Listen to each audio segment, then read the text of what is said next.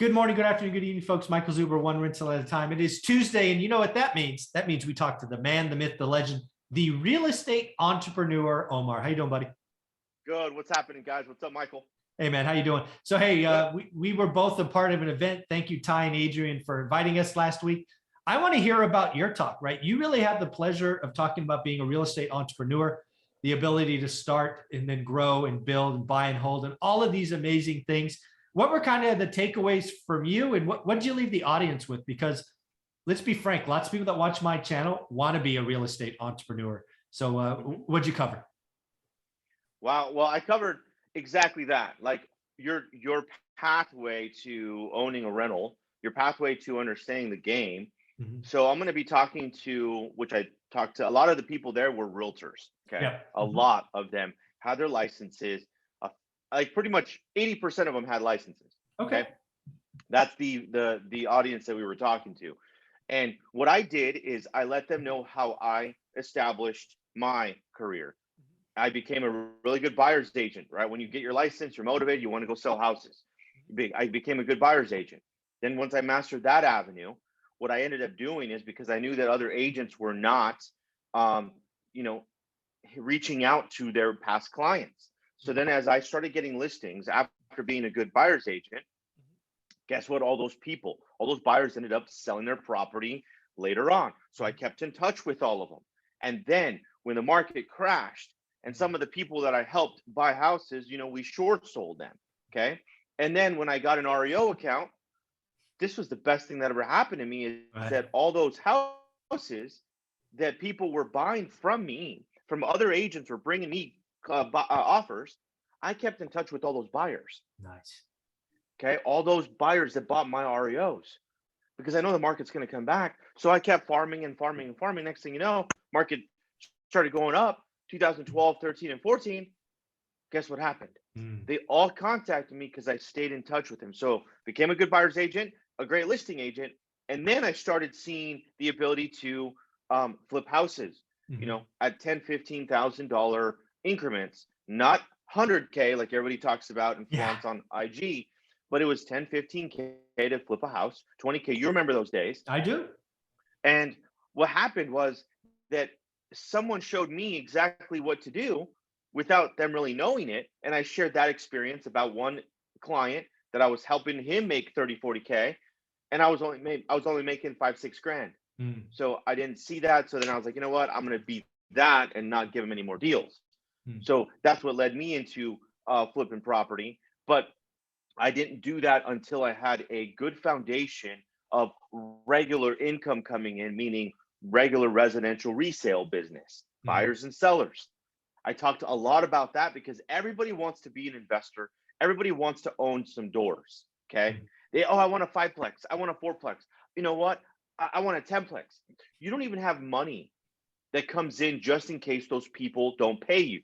Yeah. Like, you got to understand this. You got to work on your business that you're already in.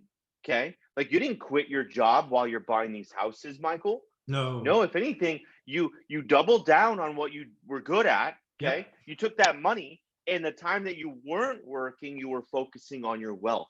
You were focusing on buying doors. Most people at the off time, they focus on what's next for them to buy, meaning materialistic things, meaning the belt, meaning the car, meaning the new shoes, the vacations. Great, awesome, great job. But put away money so your money will actually work for you later on. And that's kind of what I really, really touched based on when I was up there. And I had the stage for a little while, which was awesome. Adrian and Ty, thank you for that when you guys see this show or when you see this episode. But it was cool. I just laid it out there and said, listen, it's going to be hard work. It's going to be a journey. But what are you doing with your commission checks on a daily basis, on a monthly basis? What are you doing with them? Are you rebuying new property, or are you spending it on things that do not appreciate and that you can't write off? That's a big question you guys need to ask yourselves. Yeah, and that's why I call you the real estate entrepreneur every time we open up. Because again, folks, if you don't know, Omar has a playlist on this channel with probably 200 hours of material. Go back and check it out. And that's what I hoped you'd bring, right? How does a real estate agent who's excited for that 3% or 2% or whatever they end up getting And how does that become the seed capital to a better financial future? Yep. Ultimately owning property, doing flips, Airbnbs, beach houses, whatever it is. There is so much that is possible for investors, real estate agents. Got to do the work, got to network, never stop, right? You went from being a buyer's agent. It's just, your story is amazing. And that's why you have such a powerful playlist. I think your playlist on my channel is like number 2, only behind my daily financial news. So it's pretty amazing to see what you've done for folks. That's cool, man. That's awesome. That's awesome. Yeah. The only reason the daily financial news beats you is because it's a daily show and you and I only talk weekly. So that's the only reason it's more. It's fine though. Yeah, it's fine. It's fine.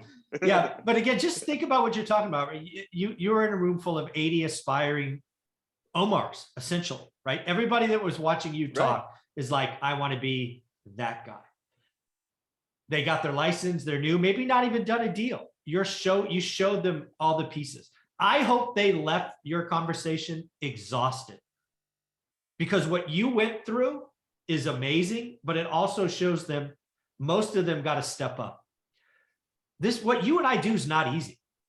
We went through the rules before in my video, but again, it's all the same stuff. It takes daily discipline, always get a little bit better, always strive for that next thing. So do that. Next time I'm coming to that event in person, I'm going to stick around all 2 or 3 days because I want to see you give this talk again. Dude, you have to, man. I was talking to Adrian, like, it would have been cool, and Ty, that if you were there, like, that would have been cool. Had some dinner, just talk. I'm coming next time. In the summer, the next one's in the summer, I'm coming. Omar, this has been a lot of fun. Folks, stay around for number 3. We're going to talk about Omar's biggest takeaway, the good and the bad. I look forward to it. Omar, thank you very much, buddy. You're welcome. Let's go.